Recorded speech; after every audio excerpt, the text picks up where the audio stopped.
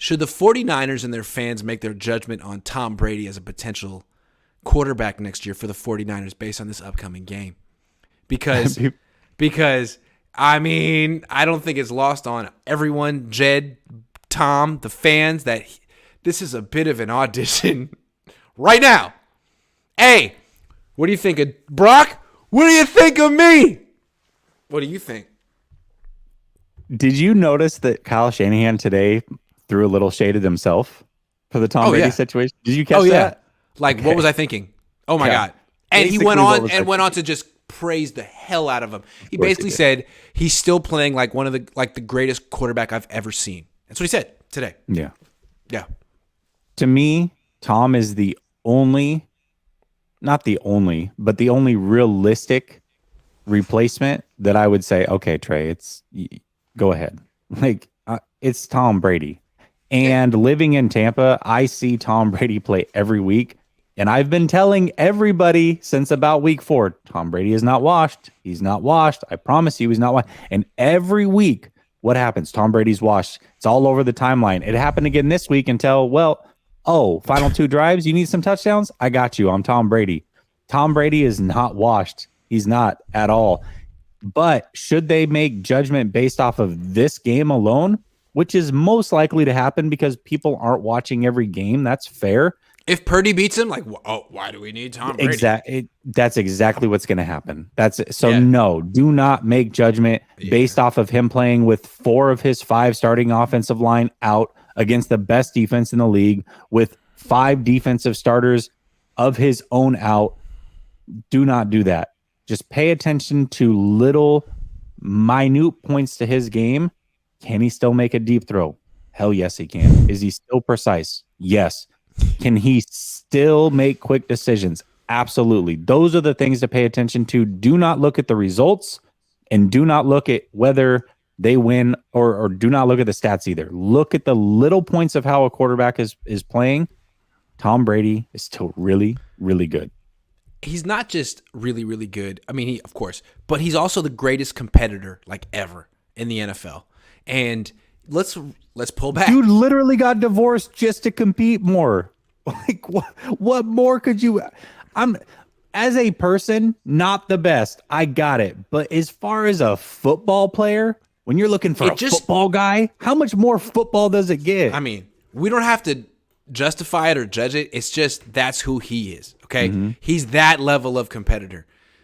He broke up his whole family for it, and think about where he was coming from. He left New England. He wanted to come to the 49ers, okay? He's in his 40s. His parents are getting older. His mom is a cancer survivor. He wanted to be here in front of his hometown team with his parents. He called the Niners and said, guess what? My name's Tom Brady, and I want to play for you. And they shut the door in his face. They were like, you're washed. He would have won multiple Super Bowls for the 49ers. Instead, he won one for Tampa. So, yeah, I'm sure part of him would love to come back to the Niners, but don't you think the other part of him really wants to shove it up their behinds in this game? I mean, hey, Jed, you're sitting up there. Hey, Kyle, remember what you thought? Hey, can I just point out that since the Niners said, hey, Tom, you're washed, the Niners have gone through 5 starting quarterbacks, and he's still standing? Can I just point that out?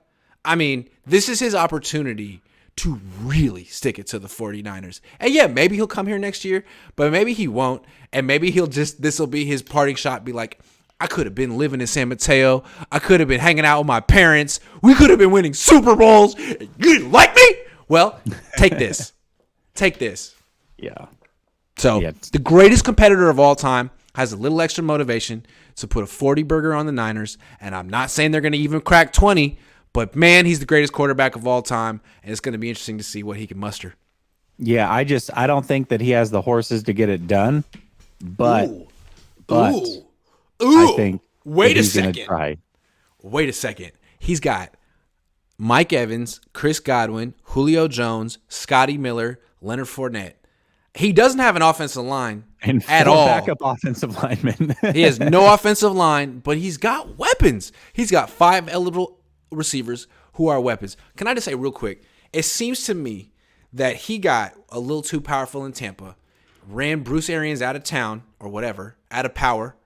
And now he's got Byron Leftwich, who can't tell Brady no.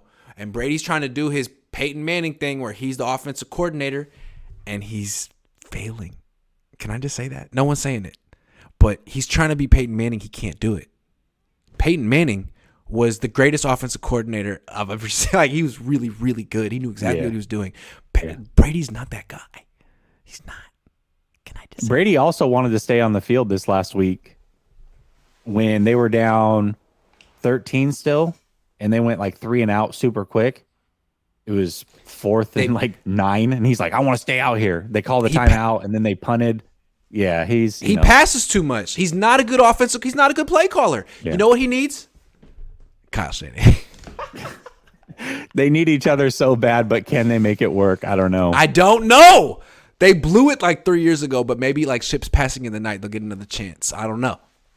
Yeah. But I think they need each other. It sounds like Shanahan was talking himself into it today, like in the middle, in front of everybody. Everybody watched it live, like, yeah, I mean, he's 45, and to think that he can't play as long as he wants, he's the best ever, and he still can move, and he has an arm. I mean, anybody who thought that he couldn't make it this far is an idiot.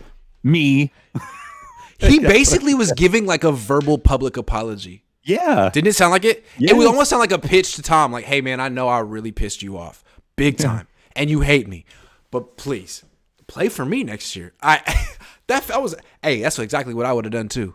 It was overshadowed by the Jimmy Garoppolo news, and it was just kind of thrown in there, but it definitely, I'm glad you heard it. That's the way it came across. I'm glad you heard it. And I think it was almost like a plea to Tom, like, hey, man, can you not destroy us this weekend, man?